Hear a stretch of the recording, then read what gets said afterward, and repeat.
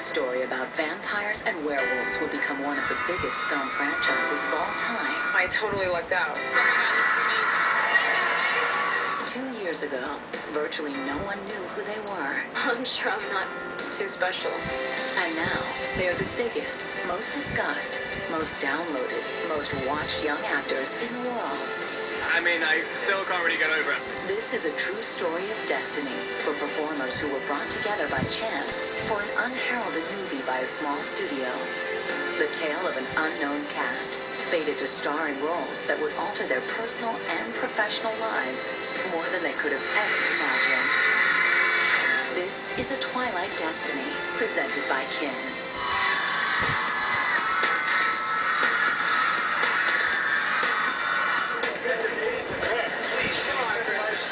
Before the gossip, before the million-dollar paparazzi shots, before they were filmdom's hottest cast, these Hollywood upstarts, particularly those at the center of this maelstrom, Robert Pattinson, Kristen Stewart, and Taylor Lautner, were just a group of struggling anonymous young actors trying to find their way. And your last name again is? Stuart? Oh, well, I've been to other premieres, but, you know, it's first big film. You know, I'm struggling to even get someone to talk to me.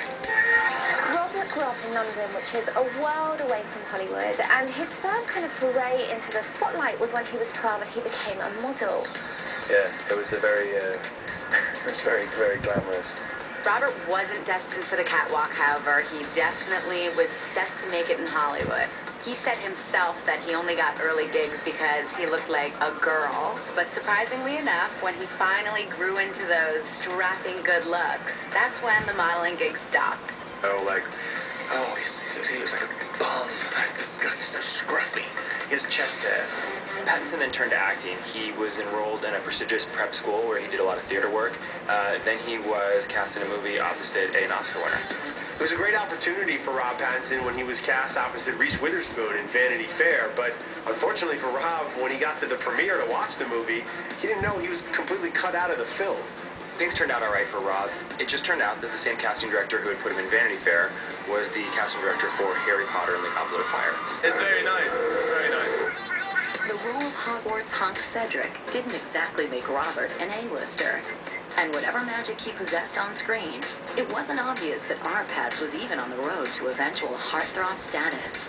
The first day I got there, the costume designer was just like, I was trying on like swimming trunks or something, and she was like, aren't you supposed to be fit? Like, the next day I got a call from the assistant director saying like, we're going to put you on a personal training regime.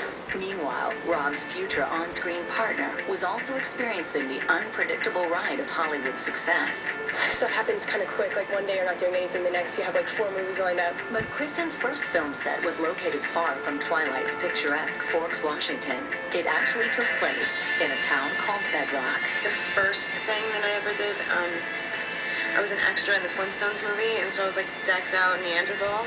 A lot of young actors build their careers by doing TV. People like Leonardo DiCaprio, Jessica Alba, Tobey Maguire, they all did great TV spots, and that's how they got big.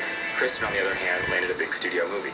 It's interesting she was cast opposite Jodie Foster when she was only about 11 years old in Panic Room because she got lots of comparisons to Jodie Foster. She's like a great, outstanding actress. She's not intimidated by anything. She's a very, very strong-willed girl.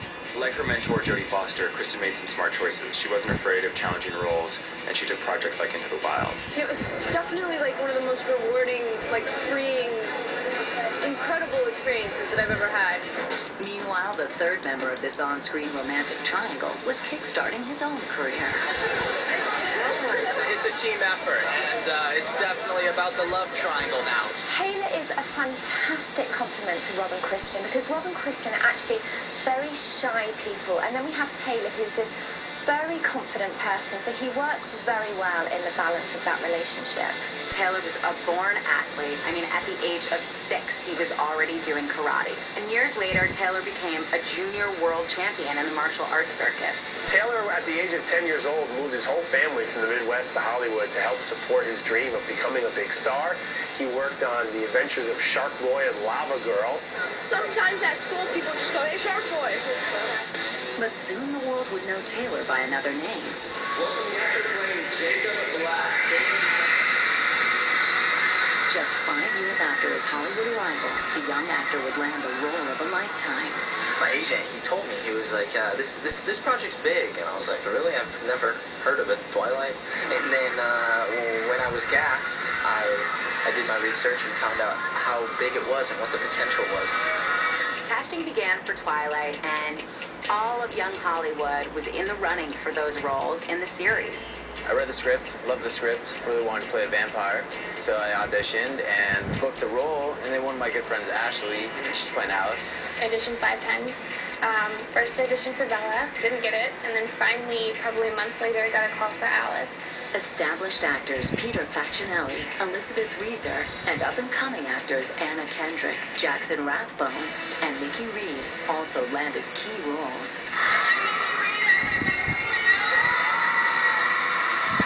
But it was the 2 central characters of Bella and Edward that had Twilight readers at the edge of their seats. Kristen's performance in Sean Penn's film Into the Wild displayed a vulnerability that Twilight director Catherine Hardwicke thought was crucial for the character of Bella. Catherine Hardwicke was so impressed with Kristen's performance that she immediately jumped on a red-eye and headed to Pittsburgh, where Kristen was shooting Adventureland, and the 2 immediately clicked. I was doing another movie and so focused on something else. I didn't want to consider other projects. And like, no, Kristen, you have to, okay? And once I read the script, I begged for the audition, and they were like, no, you got it. Yeah, Catherine's gonna come meet you.